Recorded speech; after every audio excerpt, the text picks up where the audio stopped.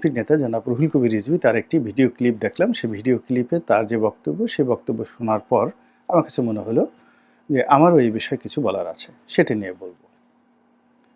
দ্বিতীয় বিষয়টা হলো যে আওয়ামী লীগ আনন্দে গড়াগড়ি খাচ্ছে। কেন খাচ্ছে? এটা নিয়ে বলব। এর কারণ হলো এই মুহূর্তে যে কক্সবাজারে যে ঘটনাগুলো ঘটছে, রোহিঙ্গাদের ওখানে যে ঘটনাগুলো ঘটছে, করিডোর নিয়ে, সেন্ট মার্টিন নিয়ে যে ঘটনাগুলো ঘটছে, এগুলো সবই শেখ হাসিনা বলে গেছেন।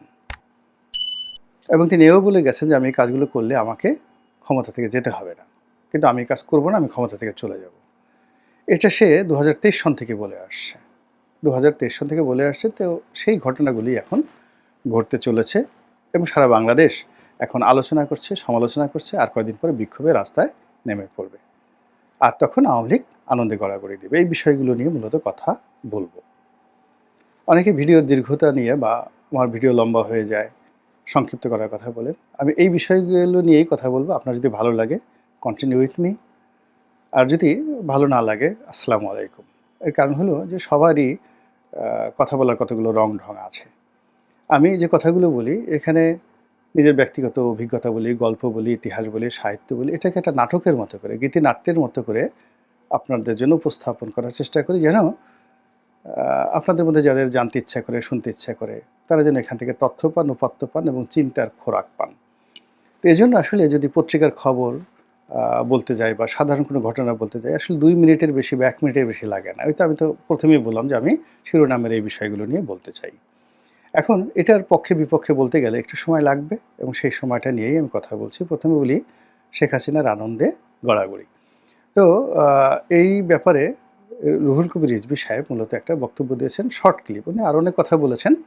তার মধ্যে সংক্ষেপে যে কথা বলার চেষ্টা করেছেন, সেখানে তিনি বর্তমান ছাত্র এবং সমন্বয়ক তাদেরকে সমালোচনা করেছেন যে এদের বিরুদ্ধে যে দুর্নীতির অভিযোগ এসেছে, এরা যেভাবে সচিবালয়ে যাচ্ছে, যেভাবে ডিসি নিয়োগ থেকে শুরু করে বদলি, বাণিজ্য, তদবির, টেন্ডার বাণিজ্য থেকে শুরু করে নানা রকম ঘুষ, দুর্নীতি, অনিয়ম, দখলবাজি এবং আমাদের এই ব্যবসায়ীদের, দুর্নীতিবাজ ব্যবসায়ীদের হাতিয়ার রূপে তারা ইতিমধ্যে যে সকল অপকর্ম করেছে এবং যে সকল ছবি আসছে এবং তারা যেভাবে ধড়িবাজ ব্যবসায়ীদের খপ্পরে পড়ে গেছেন, এই বিষয়গুলো নিয়ে রুহুল কবির রিজভী সাহেব সমালোচনা করছিলেন যে এরকম যদি হয় তাহলে বিপ্লব হলো কেন? আর এই যে ছাত্ররা যে কাজকর্মগুলো করছে এর সাথে পাল্লা দিয়ে তো অন্যরাও করবে। এর কারণ হলো মন্দ কাজ এটা জ্যামিতিক হারে বাড়তে থাকে। আপনি যদি নামাজ কালাম পড়েন, ওটা দেখে যত মানুষ উদ্বুদ্ধ হবে, কিন্তু সেটা না করে যদি আপনি ধ্যাতাং ধ্যাতাং করে নাচতে থাকেন, ঢোল বাজাতে থাকেন, তারপরে আপনি একটু বাবরি চুল দুলিয়ে দুলিয়ে গান গাইতে থাকেন, একেবারে মানুষজন ওখানে দাঁড়িয়ে যাবে, শত শত মানুষ দাঁড়িয়ে যাবে। এমনকি পাগল রাস্তা যে বদ্ধ উন্মাদ, সে পাগলামি বন্ধ করে আপনার লম্ফন জম্প গান যা কিছু আছে সব কিছু দেখবেন। এই গেল এক। আর যদি আরও কিছু দুধর্ষ কিছু কাজ করেন, যেমন আপনি সাপ খেলা দেখাতে চান, এখন ঢাকাতে অনেক আধুনিক, আপনি গুলিস্তান মোড়ে একটা গোকরা সাপ ছেড়ে দেন, 4-5টা গোকরা সাপ ছেড়ে দেন, তারপর বিন বাজাতে থাকেন, দেখবেন সমস্ত যাকে বলে গাড়ি ঘোড়া বন্ধ হয়ে গেছে, কেউ আপনাকে উঠাতে পারবে না, হাজার হাজার মানুষ সাপের নাচ দেখবে সেখানে। তো এইভাবে আসলে মানুষ সবসময়ই উত্তেজনাকর কাজ, দুধর্ষ কাজ, মন্দ কাজ, এগুলো বেশি পছন্দ করে এবং এইগুলো তারা ঘৃণা করে ততক্ষণ পর্যন্ত যখন নিজের ঘাড়ে আসে। তো সেই দিক থেকে এই যে চাঁদাবাজি যারা শুরু করেছে এই সময়টাতে, কারা শুরু করেছে? তাদেরকে দেখে দেখে আরও অনেকে শুরু করেছে। আর এখন বিএনপির জন্য রীতিমতো বিস্ফোরক হয়ে গেছে। তো তিনি হয়তো তার নিজের দলের লোকদেরকে ওইভাবে বলতে পারেননি বা বলেননি। তিনি তার ক্ষোভটা ঝেড়েছেন সমন্বয়কদের উপর, যারা ছাত্র জনতা নামে এখন মন্দ কাজের ভাগীদার হয়ে পড়েছে। তো তিনি সে কথা বলতে গিয়ে বলেছেন যে শেখ হাসিনা এই ঘটনাগুলো যখন শুনছেন, তিনি তো আনন্দে লাফাচ্ছেন, ডিগবাজি দিচ্ছেন, তিড়িং বিড়িং করে লাফাচ্ছেন। এর কারণ হলো যে এই কাজগুলো তো ছাত্রলীগ করেনি। ছাত্রলীগ ক্যাম্পাসে মাস্তানি করেছে, নীলক্ষেতে চাঁদাবাজি করেছে, তারপরে অন্য এলাকাতে চাঁদাবাজি করেছে, ফুটপাতে চাঁদাবাজি করেছে, কিন্তু সচিবালয়ে ছাত্রলীগ ঢুকে মাস্তানি করেছে, এই ঘটনা তো আমরা শুনিনি কখনো। ছাত্রলীগের প্রেসিডেন্ট, সেক্রেটারি, বাংলাদেশের যেখানে সবচেয়ে বড় সংগঠন, 20 লাখ থেকে 30 লাখ ছাত্রের একটা সংগঠন, সেখানে ছাত্রলীগের সভাপতি মানে বিশাল ব্যাপার। তো তাকে তো তখন কোনো গ্রুপ অফ কোম্পানি সেটা গাড়ি দেয়নি উপহার, কিংবা সাদ্দামের বিকাশে কেউ তো, বা রব্বানির বিকাশে কেউ 50,000 টাকা দিয়েছে, এরকম ঘটনা তো আমরা শুনিনি কখনো। তারা চাঁদাবাজি করেছে, সব কিছু করেছে, টেন্ডারবাজি করেছে, এটা অস্বীকার করার উপায় নেই। কিন্তু এখন যে কাজগুলো হচ্ছে এটা তো খুবই ম্যাটিকুলাস, একেবারে সিস্টেমেটিক ওয়েতে। একটা ছাত্র সে গিয়ে একজন ডিসি লেভেলের কর্মকর্তাকে তদবির করছেন বদলি করার জন্য, এবং এটা হচ্ছে। আর একজন ডিসি তাকে টাকা দিচ্ছে যে তুমি এটা করাই দাও। এরপর ব্ল্যাঙ্ক চেক হচ্ছে, সেখানে কত কোটি টাকার একটা চেকের কথা উঠলো, এবং এর সাথে একেবারে সচিব পর্যায়ের কর্মকর্তাদের দুর্নীতির সংযোগ আছে। এটা তো শেখ হাসিনার জমানাতে হয়নি। এটাই রুহুল কবির রিজভী সাহেব বলার চেষ্টা করেছেন। এবং এখন আমি তার সঙ্গে যদি আরও কিছু যোগ করি যে শেখ হাসিনার খুশির অনেকগুলো কারণ আছে। যে তিনি যে কাজগুলো করেছেন এই সময়টাতে, যেমন দেখেন আদানির সাথে বিদ্যুৎ চুক্তি হয়েছে, আমরা সবাই গালাগাল করেছি। এখন এই সরকার বলতে বাধ্য হচ্ছে যে না, ওটা সঠিক আছে। আমরা রিজার্ভ পুরো খেয়ে ফেলেছে, শেখ হাসিনা রিজার্ভ দিয়ে দেশ চলবে না, খুব খারাপ। এখন এই সরকারের লোকজন বলছে ইকোনমি যত খারাপ মনে করা হচ্ছিল তত খারাপ না, ইকোনমি ভালো আছে, রিজার্ভ ভালো আছে, সব কিছুই ঠিকঠাক আছে, ঠিকঠাক রেখে গেছে।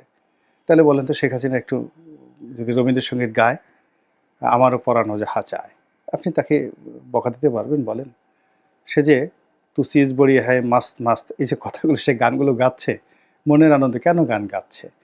বিকজ এই সময়টিতে এসে এখনও পর্যন্ত পদ্মা সেতুতে যে দুর্নীতি হয়েছে, মেট্রো রেলে দুর্নীতি হয়েছে, আপনি পদ্মা সেতুতে যাচ্ছেন, মেট্রো রেলে দুর্নীতি হচ্ছে, তারপরে রূপপুর পারমাণবিক কেন্দ্র থেকে মানে 1,10,000 কোটি টাকার প্রকল্প থেকে শেখ হাসিনা তার পরিবার 70,000 কোটি টাকা চুরি করে নিয়ে গেছে।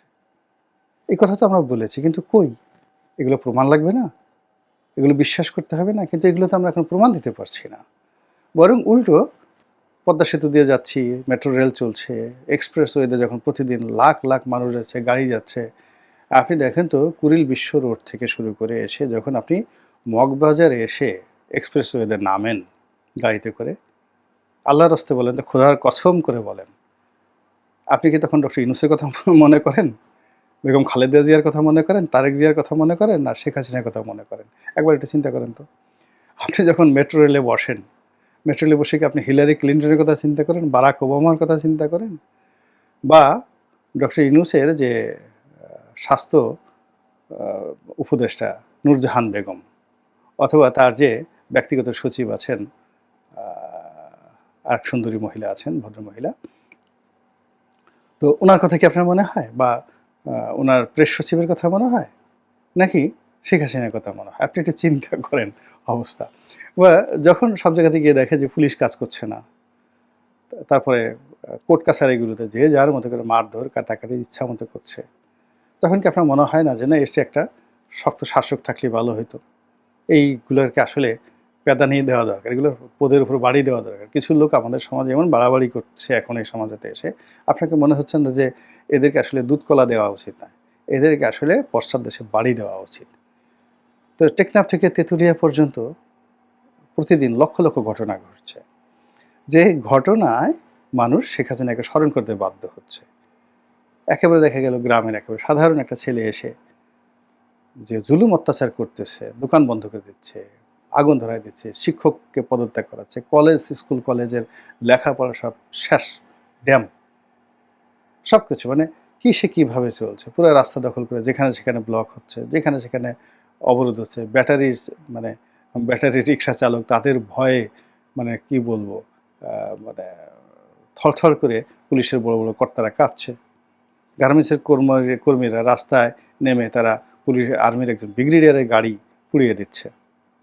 তো এই যে ঘটনাগুলো, এগুলো দেখার সাথে সাথে প্রতি মুহূর্তে আপনার কার কথা মনে হচ্ছে? আপনার কি ডক্টর মোহাম্মদ ইউনূসের কথা মনে হচ্ছে, আসিফ নজরুলের কথা মনে হচ্ছে, নাহিদের কথা, সার্জিসের কথা মনে হচ্ছে, নাকি শেখ হাসিনার কথা মনে হচ্ছে?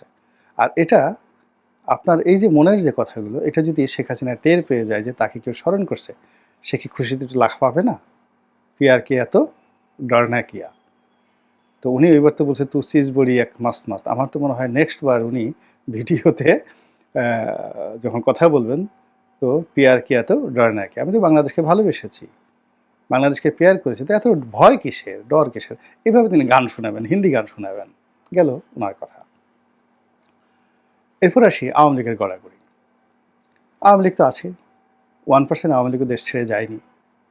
99.99% আওয়ামী লীগের লোকজন এখন আছে। হাইয়েস্ট 10% লোক বাস্তুচ্যুত হয়েছে, এলাকা ছেড়ে অন্য এলাকায় গিয়েছে, আর বাকিরা সবই এলাকাতে আছে। তারা বসে বসে তামাশা দেখছে, মুচকি মুচকি হাসছে এবং তুলনা করছে যে না, আমাদের যুগে তো এই জিনিসগুলো হতো বা হতো না। তারা নিজেরা চিন্তা করছে। প্রথমে তারা খুব ভয়ে ছিল, আতঙ্কে ছিল। এখন তারা দেখতেছে যে মাই গড, লোকজনের যে কথাবার্তা, গালাগালি বা লোকজনের মধ্যে যে অস্থিরতা কিংবা লোকজনের মধ্যে যে বিশৃঙ্খলতা বা নতুন চাঁদাবাজ, নতুন জাহেল, নতুন জালেম, নয়া ছাত্রলীগ, নয়া যুবলীগ, এদের কথাই বললাম, নয়া জয় বাংলা, নয়া কাঁঠাল রানী, মানে পিনাকি শেখ হাসিনাকে কাঁঠাল রানী বলে গালাগালি দিয়েছে। এখন এই সময়টাতে মধ্যে কত যে নতুন কাঁঠাল রানী তৈরি হয়েছে, যে কাঁঠাল রানীরা মদ খায় প্রকাশ্যে, যে কাঁঠাল রানীরা মদের সাথে সিগারেটও খায়, সিগারেট খাওয়ার পরে তারা সেখানে যৌনকর্ম করে। তো যৌনকর্ম করে এবং সেইগুলোর শত শত ভিডিও ফুটেজ ইন্টারনেটে ছড়িয়ে পড়েছে।